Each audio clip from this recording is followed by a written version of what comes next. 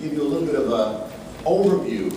of the work of the DNC around the issue of faith outreach. You'll be hearing a little later on from Michael Blake, who will speak in a very specific way about the strategic aims and work of the campaign as it's unfolding, of course, in these remaining 64 days and certainly prior to now. But as it relates to the work that we've been doing at the Democratic National Committee around the issue of faith outreach,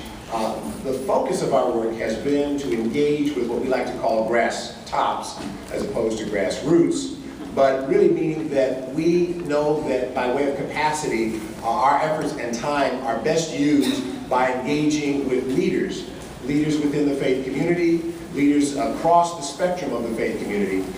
helping them to understand the goals, the aims, and the priorities, not only obviously of this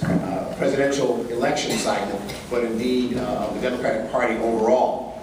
For the last now nearly 12 months, I, along with our staff and my Deputy Josh Dixon as well, have been traveling around the country speaking with faith leaders, holding roundtables, holding leadership conference calls with leaders from across the country,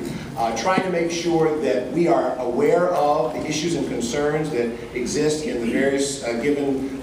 constituencies and areas and regions of the country that they represent, and then knowing how we as the Democratic Party can respond. One of the issues that has been significant, certainly leading up to this election, has been voter protection, or I should say indeed voter suppression, and the effort on our part as a party to instill all the things we need to do by way of litigation, by way of advocacy, by way of information, by way of mobilization, to indeed assure voter protection. So it's been significant and important for us to make our way around the country, certainly finding out from faith leaders already what they're doing. You'll hear a little bit more about that as well shortly, but what they're doing to ensure that voter protection is a keen priority across the spectrum, but then also letting them know what resources we can bring to bear in this indeed struggle. The fact that 30 out of all 50 states, 30 states have either proposed or have already on the books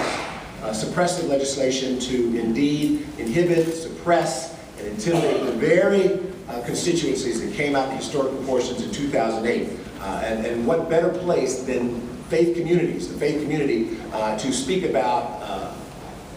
the moral outrage, to speak about the inequity of that kind of measure. And so we are thankful for the partnership that our faith communities have been a part of. The other thing that we've been doing in a significant way is making sure that, again, the broad spectrum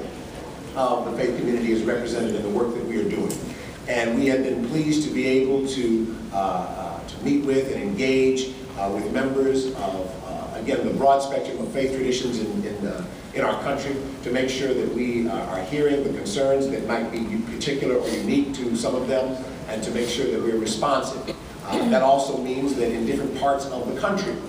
we make sure that we're aware of the presence of and the significant work that is done by members, again, of a number of faith communities. We have been, and we will be now through the remainder of this election cycle, in close partnership with the on-the-ground work that the campaign, the OFA campaign, is embarking upon, or has embarked upon. Again, as I've said before, you'll hear a lot more about that when we're joined later on in the session by Michael Blake, who will be able to talk to you about some of the very specific on-the-ground work that's being done. But the good thing is that along with that on-the-ground work, we've been able, by way of our relationship with faith leaders, I hope to provide a narrative